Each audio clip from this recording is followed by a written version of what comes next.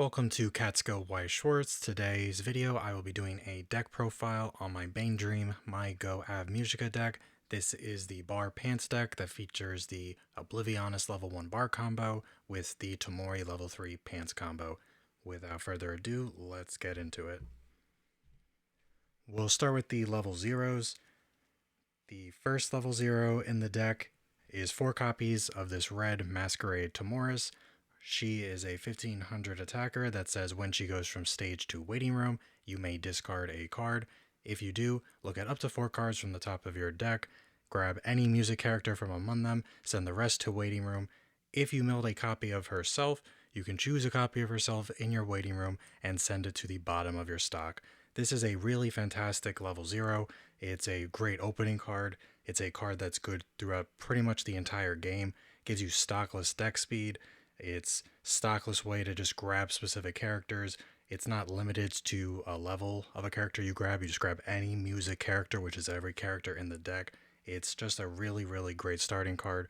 A really great card to just crash with if you really need to burn through your deck a little bit. It's a good card to sack off of the Masquerade of Morris that we'll look at in a minute. It's just overall really strong card. Plus, it has the option to give you a free stock if you mill a copy of her. Definitely a must-have for the deck. We play 4 copies because we want to maximize the chances of milling a copy of her so that we can get the free stock off of it. Just a really great card overall. Next up, we have 4 copies of this Soyo Brainstorm. She's a pretty simple brainstorm. She's just a salvage brainstorm who says when you play a climax, choose one of your characters, give it the ability, when it attacks, look at up to 2 cards from top of deck, leave one there, put the other to your waiting room. In most decks that I play, I typically only play 2 to 3 copies of whatever brainstorm I'm playing. However, there's a couple of reasons why I max out at 4 copies in this deck of this brainstorm. Assigning the top check is very, very good in this. We really want to try to keep our stock clean, so it's important that definitely on the first swing, but also the second swing of a turn, that we are triggering non-climaxes, making sure we're just getting characters or events in there. It helps keep our stock clean so that our level 3 combo, which needs climaxes in deck in order to deal burn damage, has as many climaxes in the deck as possible. Also, our level 3 has a little bit of a resonate thing going with it. So when she uses her effect, you have to reveal a character in your hand with the same name as a character in your level. So we try to max out on copies of most of our characters where possible so that we never ever whiff that condition. This is a brainstorm that I do not mind playing at 4 copies because I always want to make sure I have 2 just plopped in the back row as early as possible. A very, very solid brainstorm overall. Next up is 3 copies of this Masquerade Amoris. She has 3 very solid effects. When you play her from hand to stage, she gains 3000 power for the turn, making her a 3500 beater. When you play her from hand to stage, you also get to pick one of your opponent's characters. It gets the ability till the end of the opponent's next turn that it cannot move to another position of the stage. This is really good to shut down runners or chasers when you're at 0. It's also really great if you're going up against standby. The previous turn, maybe they used a standby or triggered a standby and they got out one of their higher level characters. Now for free, you just get to stun it so that it can't go anywhere the next turn, and they're forced to either just leave it there doing nothing or overplaying it or something. But either way, they are not using it the following turn. Very solid effect. The best effect on it, though, is probably its last effect, which says when it attacks, you could pick one of your other music characters on your stage, send it to waiting room. If you do, reveal the top card of your deck. If it's a character, add it to hand. This is a really great way to trigger your own Masquerade Tamoris that we looked at earlier. It's a great way to get stockless cards to your hand. Just being able to sack a character, maybe a character that was already reversed and was just going to go to the waiting room at the end of the turn anyway. Now at least it'll serve a purpose and you can just get rid of it a little bit earlier and you can just start gaining hand size. Very good card to maintain hand, a good card to just beat over things since it will swing pretty big the turn you play it. Great card for shutting down some of your opponent's runners or their standby targets. Really great card overall. I have debated upping this to 4. Sometimes 3 seems like not enough. Sometimes it seems like 1 too many. but it's still a great card. I don't mind playing it 3 copies. Use it just about every game. Really, really great card. Next up, we have a Riki. This is the Yukina Riki that says on play, clock yourself from top of deck, pay a stock, search your deck for a level 1 or lower character. Pretty standard stuff. Its other effect, though, says that during her battle, when the damage you receive is cancelled, you may return her to your hand. This is a really great effect. It's a great way to help maintain hand size. Then you could reuse her the next turn if you want, or you could just clock with her if you don't need her anymore. It's not always likely that you're actually going to do it. I'd say it probably happens maybe a little bit less than half the time where she actually gets that bounce back effect, but it is pretty funny when it does happen. It's always nice to have a bonus effect on a Riki that I'd like to be playing anyway. She's blue. Blue is good for our level 3 combo. We are a little short on blue in this deck. So we have 2 copies of this Yukina and then 1 copy of this one. They have the exact same effect. You're only allowed to use up to 4 copies of either one, even though they technically have different names. This is the same thing. It's just a reprinted version of it. In an ideal world, I'd have 3 of the identical Yukina name just for our level 3 combo, which does need to resonate a character, as I mentioned earlier. But I only have 2 and 1. It's fine most of the time. It never really comes up that badly where I can't find another name to resonate with. Really great Riki overall. Do play one more Riki in the form of this Kaname. She is from the MyGo trial deck that released in 2024. During your turn, she gets 1,000 power, and when she is put from your stage to your waiting room, you could pay 1 stock, then put a music character from your waiting room at the bottom of your clock. If you do, salvage any music character. She is something that doesn't come up every game, but she comes up often enough where I like having her in there. She gets anything of any level. You could trigger her off of your own Masquerade of Morris. You could just crash with her. Just a solid card to have as a one of. She also is decently powered if you have to throw her out going first. At 3k, she could get over most level 0s. Pretty solid card. Next, I have this Amicable Conduct Oblivionis. Originally, I had her at 4 copies. Over time, I have slowly lowered her to 2 copies. She is just a 2500 clean cut, so when she gets a reverse, she can rest something on your stage, move it to an open position of your backstage. However, she has another pretty interesting effect that when she gets a reverse, you could put the top card of your opponent's clock into their waiting room. If you do, put her battle opponent into their clock. This is a really great way to dodge any effects that might trigger when your opponent's character goes from stage to waiting room, such as an Aqua Riki, or if you're in a mirror match, the Masquerade Tomorrow that we are playing. Pretty good card overall. I've had enough games where I will just Riki to get a copy of her. I'm willing to take that damage if it means denying my opponent a waiting room effect that they probably are relying on, especially if it's something like Monaka Riki. She is a little small for a clean cut who needs a reverse, but we are playing bar pants. It's typically easy enough to boost her power with a climax or something like that. So at the very least, she will match with something like an Aqua Riki, which will sit at 3500. She also is green fix. I never mind just leveling her for green since we do have a level 1 green combo. She is a very good, solid card overall. She comes up more often than you would think. I do wish I could bump her back up to 3 copies. Deck space is just a little tight in this, but she's a good card overall. I do use both of her effects almost every game. Next, we have this Mashiro. She is just a Rico. On play, discard a card, reveal top card of deck, salvage level X or lower from your waiting room. X is equal to the level of the revealed card. The MyGo AveMujica set does have its own Rico in it. It is 2k power, however, it only grabs AveMujica characters. This grabs any character, so we sacrifice the power for the selectivity. Ricos are just the best hand filters. You could just get rid of excess climaxes you have, trade dead cards you don't want for the chance to get something you do want. And since we have so many great zeros that we do want to be playing at any level of the game, pretty much it's always great to have the option to grab one of those, whether it's the Brainstorm, whether it's one of our Rikis, or the Masquerade Amoris or the Tamoris. 2 copies, pretty decent. You'll see it when you need it, but she won't clutter your hand. Last for the level zeros, we have this Rui. She is just on play. Put the top two cards of your deck into your waiting room. If there is a level 0 or lower character revealed among those cards, her soul does not decrease by side attacking, which is a decent enough effect. We mostly play her because she is a climax swap and she's blue. In bar pants, you probably won't need to climax swap too often, but I have noticed that it's been coming up more often than I would think, so I did throw her in there because she has the climax swap effect and her secondary effect isn't bad. I have debated swapping her out for the AveMujica trial deck, green level 0 climax swapper, which is also on reverse claw kick. That would help fix her green. She also has a pretty solid secondary effect. But for right now, this one has been doing pretty well.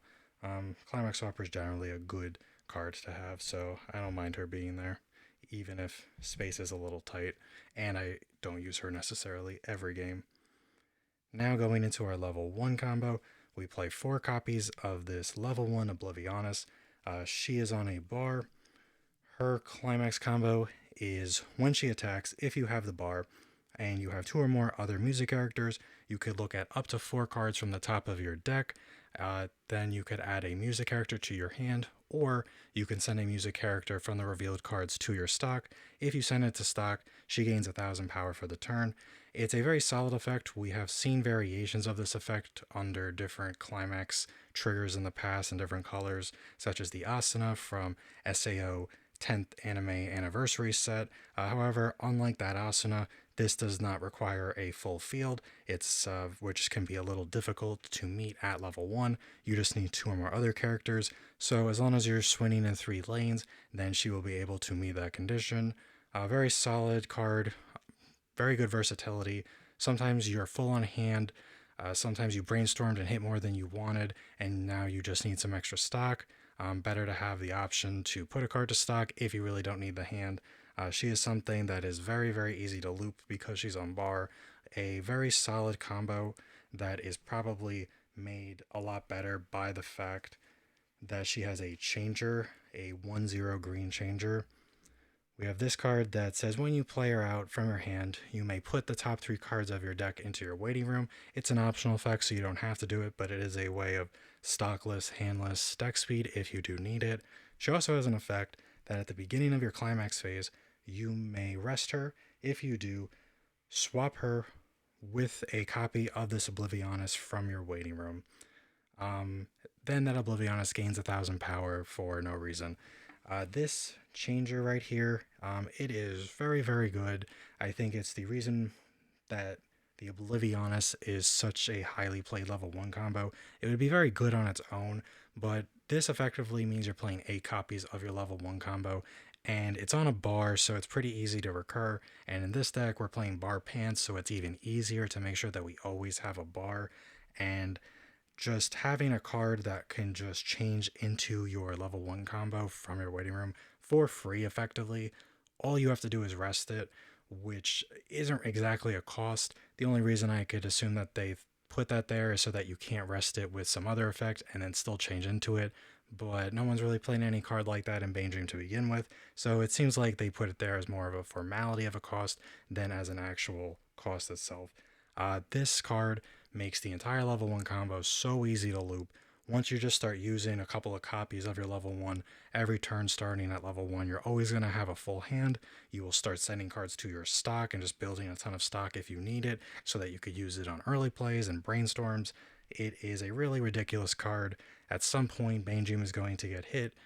I know the popular hit is some variation of Stock Swap and Fumio. I think maybe to start, they honestly should just hit this level 1 combo and this changer because it really is an unfair combo. You get so much deck speed, so much versatility out of it, and this is a big reason why. Definitely a really ridiculous card. They probably shouldn't have printed it, but I've had a blast playing it, not so much for my opponents. Going into level 2, we only have 2 cards. We play 2 copies of the 2/1 Stock Swap. This is a reprint from a stock swap event that Bang Dream already had. It was nice that they reprinted it. Just a normal stock swap. Pay a stock. Your opponent puts all their stock to waiting room, puts the same number of cards from the top of their deck into their stock. It is an event, so it's harder to grab in this deck. It does make your Masquerade Amoris whiff, um, but you only play two copies. It is a great card. A one stock swap is really, really broken, so being an event is truly its only downside. I wish I could fit a third copy in there. Sometimes I do wish I could see it a bit more, but in most games, it is incredibly easy to triple your level 3 combo and still have enough stock to do a stock swap since it's just one stock. Really ridiculous card. Pretty great that they did reprint it. Next up, we have four copies of this Masquerade Mortis. This is one of the most broken early play healers that Bushiroad has ever printed to English. She says that you can play her from your hand without fulfilling color requirements, which is pretty solid on its own. If you have four or more other music characters on your stage, you can. She gets -1 level while in your hand, and when you play her from your hand to your stage, you can either heal one, or if you have four or more other characters on stage, you could put that card from the top of your clock into your stock instead. Notably, she does not need to discard to heal to stock, which pretty much every other stock healer does need to do. This means that you're effectively playing out a two soul early play stock healer for one stock and just the one hand. It is incredibly efficient. It's very easy to loop this, especially with the level 1 Oblivionis combo where you're already getting so much hand and stock anyway. Just looping this thing over and over. I have played 3 copies of her in a turn. I think one game I did use 4. I just played over it, brainstormed, got it back, just kept doing it. It's a really great way to keep yourself in the lower twos, especially when you're not ready to go to level 3 yet, or your opponent's about to get to level 3 and you just want to be able to survive. The downside of her is that she does not have a soul trigger, and she gains no power at any point, so she is just always 9-5 unless you have a climax out. So it does make her a little weak for an early play, but she's just a really fantastic overall card. Stock healer is the best type of healer, and the fact that you do it for one stock essentially and no additional hand is a really, really busted profile. Definitely one of the most broken cards in the set. Next, we have a couple of one-ofs. This is just the Ariza Fumio. It's a pretty old Bang Dream card. They did not reprint it like they did with the stock swap. Just when you play her out, you can rest one of your standing characters, so you can rest herself. If you do, your opponent chooses a climax in their waiting room, leaves it out, shuffles everything else from their waiting room back into their deck. She's something that doesn't come up most games, but you are very glad to always have it. It's good to be able to threaten your opponent with it, so they know they have to be more mindful of their deck state. Maybe it makes them spend resources they weren't planning to just because they realized they had too many non climaxes in a waiting room. She is definitely something that can just blow out your opponent and help you win games you might not have done so otherwise, just because she can deal with compression. She does also give global 1500 power to all their music characters, which doesn't come up very often, but sometimes it's nice to have. Definitely a solid one of. Next, we have this Mutsumi. She is our way of dealing with problem cards. Things like Shauna with the UG1 that says no auto damage. She has two different effects to deal with problem characters on board. First is when you play her out from hand, you look at up to 3 cards from the top of your deck, put them on top of your deck in any order, then you bounce one of your opponent's characters to your hand. She also has an alarm effect where at the beginning of your climax phase, if she's the top card of your clock, you can discard a card, choose one of your opponent's level 1 or higher characters on their stage, and then you de-level it. It's not something that comes up too often, and I have thought about taking her out. She's something that probably doesn't matter so much in the English meta right now. I do just always like to have some form of character bouncer or removal, if possible, in case you go up against some rogue Shauna deck or some type of Neg Soul deck or something like that. In English, she's probably not the most useful right now, but she's probably the first thing I would cut if I was going to cut something to make room for maybe a third stock swap or a fourth Masquerade Morris or something like that. But right now, I keep her in there. She's pretty decent overall. Even if you don't use her most games, sometimes she will just help deal with problem cards. I've almost never used her for on play bounce effect, but having her around for that alarm effect is pretty solid, especially because you don't have to be level 3 to do it. So every once in a while, she will help deal with something that's problematic with its power or its effect when I'm at like level 1 or 2, maybe. A decent card overall, and something that you may not use it most games, and sometimes you might want to take it out, but there will be games where you do survive strictly because you have her. Next up, we have 2 copies of this Anon. She's a really, really great card. I recently bumped her up to 2 copies from 1 copy. When you play her from your hand to your stage, you get to pick one of the following 2 effects. You can either salvage any character, or you could pay 1 stock to salvage any climax. She also has an effect that when she attacks, you could pay 2, ditch 1, reveal the top card of your deck, and then burn X to your opponent. X is equal to the level of the revealed card plus 1. She's a very solid off finisher, especially when we have the Soyo Brainstorm that gives top check knowledge, so that we can set up exactly what level we want to burn for. Being able to grab a character is very strong, but also being able to salvage a climax if needed is very powerful. Her cost is very, very reasonable for what she does. She's a very versatile card. Sometimes, if I don't go into 3 full copies of my finisher, I often just play out one of her, and she effectively just does the same thing. Gets a little extra burn, grabs a couple extra resources. Really great card overall. Lastly, we have our Tamori level 3 combo. She is on a pants. She is a very underrated level 3 combo from the MyGo AveMujica set, in my opinion.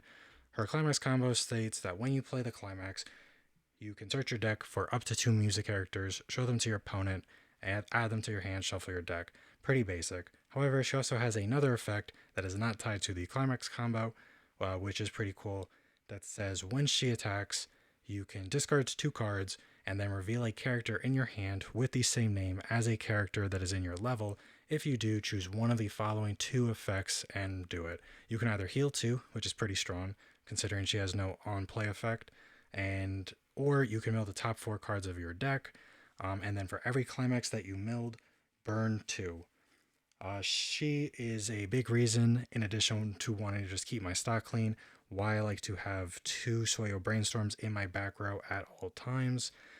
She can give top check 2 to any character when you place a climax, so I like to give top check 2 to 2 of my Tamoris. This doesn't have to be used right before your trigger step. You can do it when you're about to do the mill, and she effectively turns your mill 4s off the Tamori into mill 5s, so they have really, really great synergy. The Tamori is just a really great card. She does have a Resonate package that I don't really play much of it anymore, but it is there if people want it. I used to play it. It is a really great Resonate package. She is a combo that has no trouble unless you just drew a bunch of climaxes or something like that. She has no problem just easily burning 2, 4, 5, sometimes 6 times just off of 2 or 3 copies, depending on your deck state, depending on your compression, depending on how lucky you are. But the fact that her climax combo adds 2 characters from deck to hand, which not only fuels her own cost, but it also thins out your deck, making it even more likely that you will mill climaxes, is just very, very strong overall. Sometimes you are in a weird deck state and you do just need a little bit of deck speed on your level 3 turn. She does mill your own deck, so that helps you get there. Heal 2 is pretty nice. Sometimes, again, you'll just be in a weird deck state where maybe it's not worth it to do the mills, so you just heal down to 3. Most of the time, though, I just use 2 or 3 of her to try to blow out my opponent. And between 2 copies of her and the all finisher that we looked at, or just 3 copies of this Tamori, all doing the mill effect, it's really not unreasonable to be milling 5 or so climaxes on average between 3 copies of them. It's a very, very underrated finisher, in my opinion. The only real downside to her is that she is very weak. She only has 10k power, 11k with the climax, so she will lose to a lot of things. But odds are you're either winning the game right then and there, or you just milled all your climaxes and your opponent somehow survived, and now you're just going to die anyway, so it doesn't matter if she loses her battle. She is great for searching your deck for backups. If you are playing them, There are a couple that I've wanted to try in this.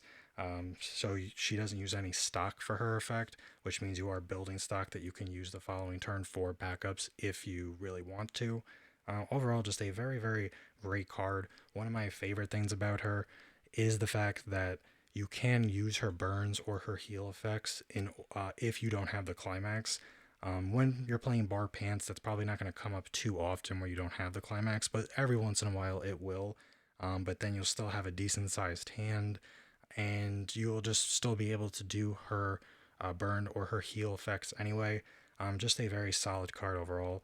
I think multiple instances of burn is definitely power creep for level 3 combos, and she does it so efficiently. It's generally very easy to control your deck state with this deck. You are constantly just milling for. You have so much extra stock because of your level 1 combo that if you're in a weird deck state where you're out too many climaxes, you can afford to spend stock on a couple of brainstorms if need be and get yourself to a better deck state. Just a really, really great card overall. I have been testing this level 3 combo ever since the MyGo AveMujica set came out back in July of 2025. I have used different level 1 combos with her. The Oblivionist is just too great not to use, but I've used the level 3 Tamori here very consistently. It is just an absolute blowout of a card. It's just, in my opinion, the best level 3 combo from the MyGo AveMujica set. A lot more consistent than the Dolores that a lot of people have been on. It's a lot easier to control your own deck state than to control your opponent's deck state. The Tamori needs your own deck to be in a certain spot, whereas the Dolores, while very, very powerful in her own right, she needs your opponent's deck state to be in a certain way in order to maximize how much damage she could do, since she does require your opponent to cancel to deal damage and to pass her cancel burns on. Sometimes your opponent's just in a weird deck state where they cancel exactly when you don't want them to, rather than canceling when you do want them to. So it does make it easier for her to whiff. Whereas if you do whiff with one copy of this Tamori, you still went through somewhere between 5 and 6 cards of your deck if you count her attack. And if she's backed up by the Soyo Brainstorm, I'm giving her an extra card to look at before her mill. So you still have ideally 2 more copies of her left. Between milling all of those cards and your attacks, you should generally either be milling enough climaxes to blow out your opponent from mid 2 or higher, or if you really didn't hit that many climaxes or any climaxes at all, you should be just canceling a lot the following turn. And if need be, you always have the optional heal. So that will be it for this deck profile. Let me know what you think of it, and thank you for watching.